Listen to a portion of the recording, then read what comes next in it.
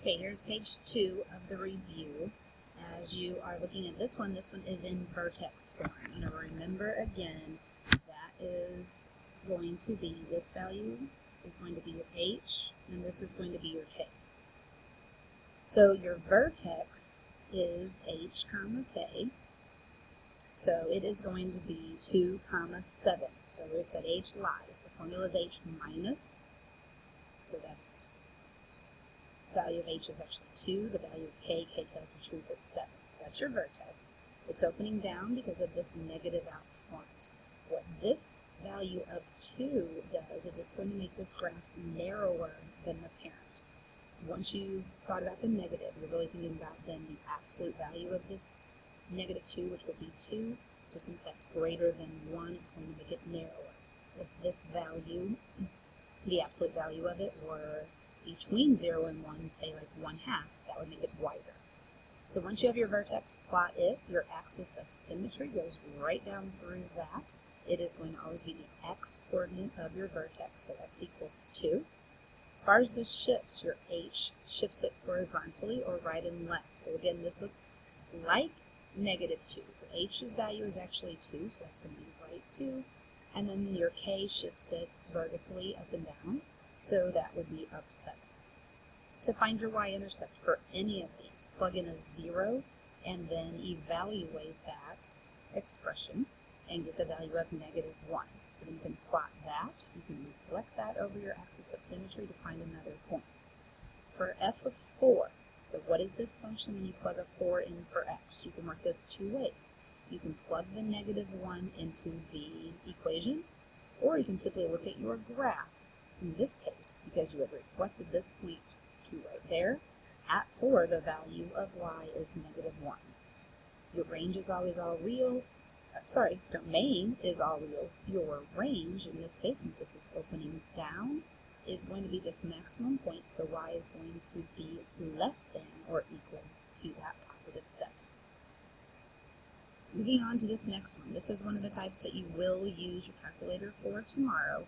So when you put this into your calculator, how high is the platform? What you're actually finding right there is your y-intercept. So to do that, go to the table on your calculator and look for 0, this value. That's going to be your y-intercept. At what time does the object reach its maximum height? You are actually going to be calculating the maximum. So remember, on your calculator, you hit second, and then the trace button, which is how you calculate, and for this you're going to be calculating the maximum. This is going to be the x-coordinate of your maximum, this is going to be the y-coordinate of your maximum.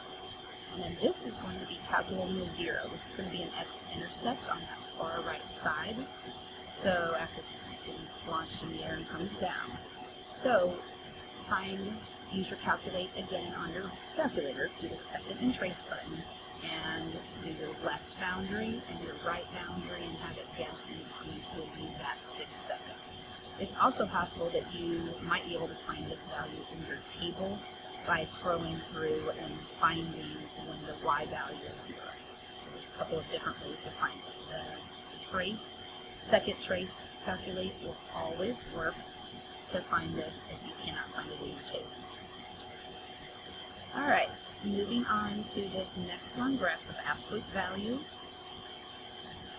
And I'll stop the video after this one. So graph the function provided and provide the indicated information. So I see that this is an absolute value. You should know that that's going to give you a V shape. This one is opening up because this 2 is positive. What this 2 also tells you on an absolute value picture is a slope. So we have a slope of 2. Your vertex, again, this is your h and your k. So h lies, this is technically then a negative 3 is the h value. K tells the truth, so that's a negative 4. Once you plot your vertex, if you know what this graph is supposed to look like, you can literally just use your slope. So you can rise 2, run 1, rise 2, run 1, rise 2, run 1, rise 2, run 1, you can keep going. Okay, and that can help you make your graph. And then do the same over here, except for you know that this one is technically going to be a negative 2 slope. So you're going to rise to left, 1 rise to left. Your axis of symmetry is always going to be x equals the x-coordinate of your vertex. So I'm going right down through there. And shifts. You can, once you have graphed this, you could just look from the vertex, from the origin, where is your vertex now? And it's left 3 and down 4.